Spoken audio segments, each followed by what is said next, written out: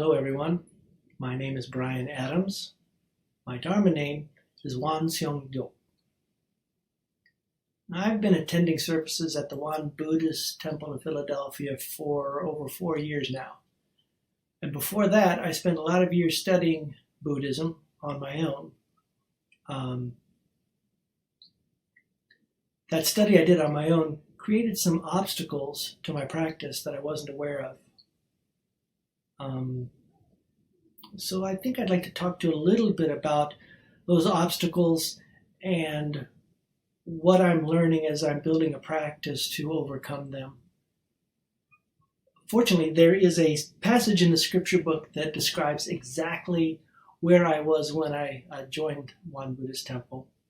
And it is in chapter 3, Practice. It's verse 45. And it reads, "The founding master said, some people who have left the household life in order to seek the way forget their original intent midway and occupy their minds with seeking the external learning and external knowledge.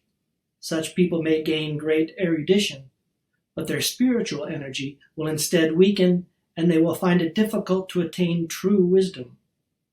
Those who seek the true way must reflect upon the original intent of their aspiration, take hold of their minds that are scattered in all directions, and devote themselves to accumulating the three great powers." So I was first introduced to Buddhism about 20 years ago by picking up a book in a bookstore. And the book was called The Idiot's Guide to Buddhism. I didn't have any particular interest in Buddhism at the time, but I liked the idea of an idiot's guide to a religion, so I thought I would look at it and see what it was. And as I scanned through the pages, there were a lot of things in there that just rang true to me, things that I kind of halfway knew already, but didn't realize they were Buddhism. The emptiness of all things, the nature of all things to change, everything is of mind. So I immediately was struck, I'm a Buddhist. I think I should study Buddhism. So that's what I did for many, many years. I read books about Buddhism. I would find an author and read everything they had to say. I'd find another one, read everything they had to say. Everybody talked about meditation. And so I would try to meditate, but I didn't do well. I couldn't stick with it. I kind of didn't see myself as a meditator, and I liked the reading. I wanted to learn. So I would emphasize the reading. A lot of those years I was in Los Angeles, and there are a ton of Buddhist temples in Los Angeles of all kinds. And I made the rounds, find one that was interesting, join it for a while, learn what they were all about, and then kind of felt like I knew what it was or got bored and sort of drift away. So that's how I was spending my time. I thought I had a practice, but I didn't really have a practice. I was consuming Buddhism. I was studying Buddhism. And if I go back to the passage, the founding master says, occupy their minds with seeking external learning and external knowledge. And I think that was the key that I was missing. I was spending my time looking outwardly. And I look back and I know that what I was doing was I was looking for that magical teacher or that magical piece of scripture or that magical temple that was going to endow enlightenment upon me.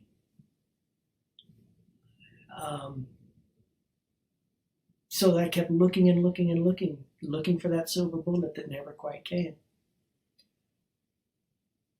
So that's where I was when I joined my first service at the Philadelphia temple. And very quickly, I realized that I did not have a practice, and I didn't know what it meant to practice the way. And the core was, as it says, the threefold practice. So I went down the list and I said, the inquiry I got. I know I came in with inquiry. It wasn't true inquiry. More on that to come. Choice and action. I'm a good guy. I want to do the right thing. So I think I'm okay there. And then you hit the big one, cultivation. And I knew I had no cultivation at all. And what's worse is I didn't really want cultivation.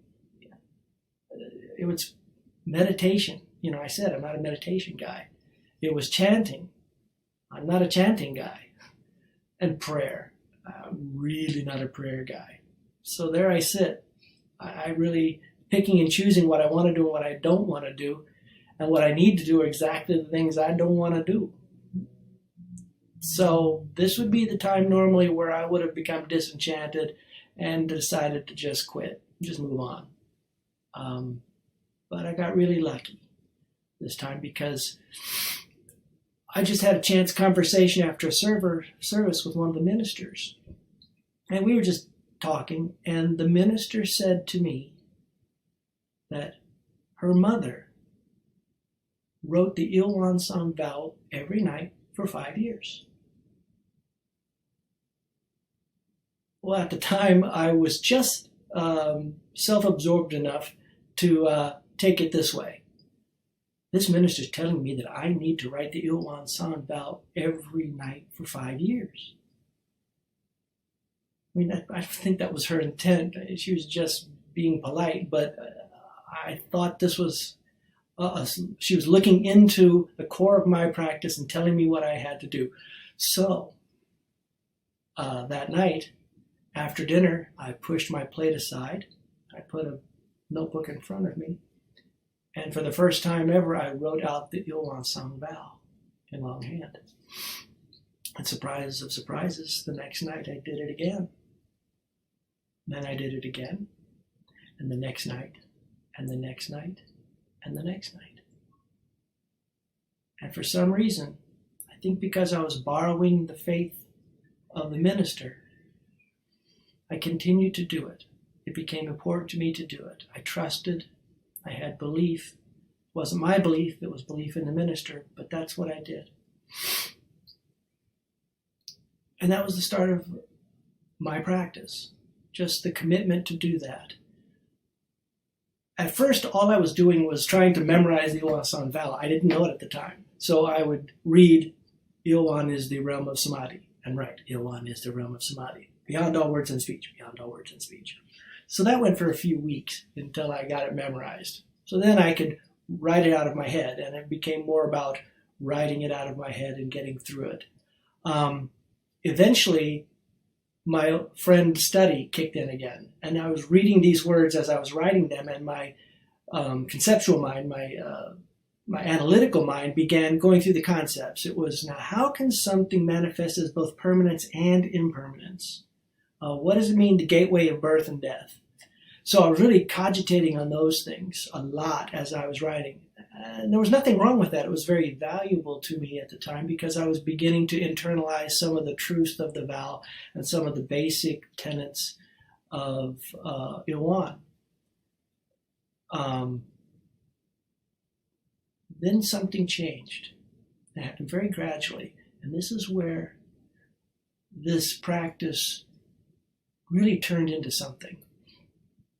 I guess what happened was, after reading through this Il-Won-Sang Vow hundreds of times over months, my mind, my intellectual mind, went over the same ground over and over and over again, and it just couldn't do it anymore. It got bored, and it just would go away for a little period of time.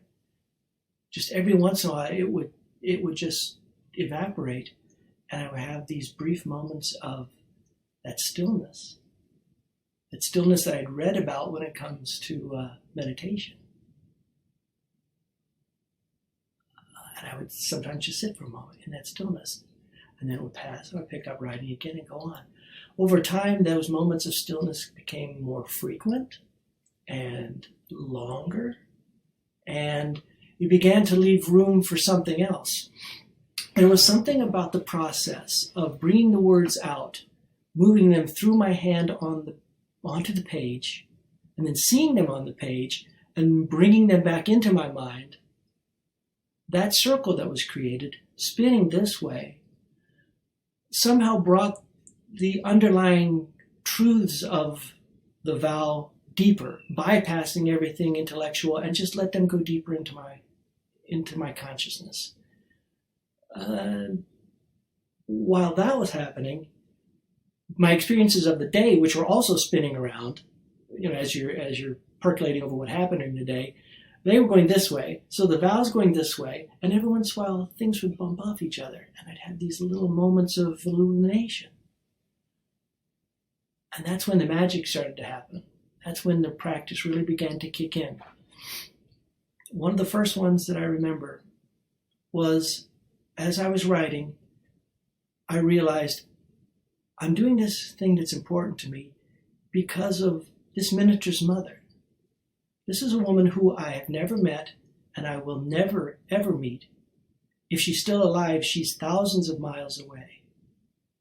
Yet I'm now intimately connected to her because my practice is a result of her practice. That was my first non-intellectual experience of the true connection that happens. That connection that goes beyond what we think of as being with someone or not with someone, being and non-being. And in that moment, it was just kind of, and then it was past. But then later, I had a moment where, her merit, I have the benefit of her merit because of her practice. I've benefited from her merit. And if I'm building merit in what I'm doing, the merit that I'm doing benefits her. Cause and effect. And not just cause and effect, but cause and effect that moves both directions in time and space. And then the grace of parents, gratitude for parents, grace of fellow beings, gratitude for fellow beings. These things would sort of come as one domino would fall, the next one would fall. And that it was a whole different way to experience the truths that I've been reading about all those years. I was beginning to find them inside, not outside. I stopped borrowing the wisdom of others. I stopped borrowing the faith of others. And I was creating my own. And that felt really good. And it was all because, I think it was all because I chose to do something over and over and over again and give it time to develop and give my intellectual mind, my obstacles, time to melt away, to expose some real powers. So I'm very grateful for that woman so far away and the minister for sharing that story with me, because I have a practice because of those circumstances. And what's more, I'm able to build on that practice. It didn't stop with writing the vow. For all the pain and the suffering that the pandemic has caused, it's been a blessing for many reasons, one of which is I went into a retreat in my house. The One Institute, for example, they set up a nightly chanting practice on Zoom. And for whatever reason, I had nothing better to do, I joined it. And as I began chanting with them every night over and over and over again, the same process that I had with Il-Won-Sang Vow began happening with chanting. And I have gone from being, I'm not a chanting guy, to, I'm a chanting guy. I even spontaneously chant every once in a while when I'm under a little stress or just sort of relaxing. I realize, I've been chanting Namo Amitabha.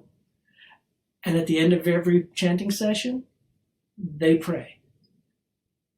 And I can't believe I'm saying this, but I'm starting to become a praying kind of guy. So